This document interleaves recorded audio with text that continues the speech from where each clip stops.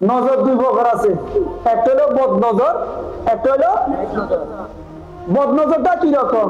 তো হুজুর আমার গাভী তো কয়েকদিন আগে গাভীর বাছুর হয়েছে, গাভী ভালো, ঘাসও খাওয়াইতেছি, ভালো খাবার খাওয়াইতেছি, কিন্তু দেখা যায় এটার যে দুধের যে ওলান বলা হয় সেটা অটোমেটিক ফাটি গেছে। কিন্তু এটা তো হওয়ার কথা না। তো বলে যে যে এখানে কোনো না কোনো কি আছে, বদ নজর। এটা নেক নজর নয়, এটা কি নজর? বদ নজরের কারণে গাভীর ওলান পর্যন্ত ফাটি গেছে, হয় কি না? ফাঁকা ফেফে পর্যন্ত বয়ে যায়, কাঁচা ফেফে তো বড় কথা নয়, কিন্তু এমন অবস্থা, এমন চোখে দেখছে ওই গাছের মধ্যে আর থাকতেছে না। এটা এটা অটোমেটিক কি? তাহলে বদ নজরেও যদি পাওয়ার থাকে, নেক নজরের পাওয়ার আসেনি। আমি মূলত বদ নজরের খেয়াল করতেছি না, আমার উদ্দেশ্য হলো যদি বদ যদি শক্তিশালী হয়, বদের যদি পাওয়ার থাকে, তো নেকের পাওয়ার কম না বেশি?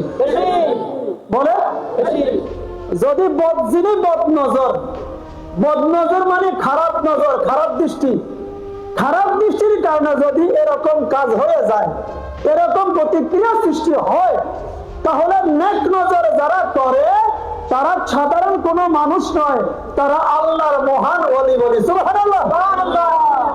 তাহলে তার নজরের শক্তি আছে কিনা? নাই।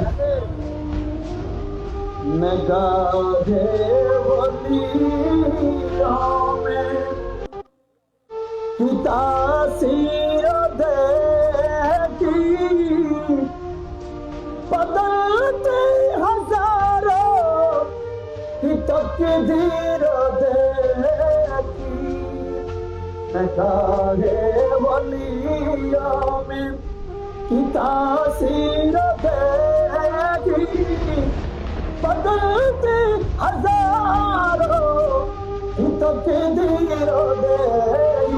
अल्लाहु अकबर, और आवाज से बोले अल्लाहु अकबर। नगाहे वलियों में আল্লাহর ওলি যারা, তারা যদি কোনো ব্যক্তির উপর নেক নজর দেয়, কি নজর?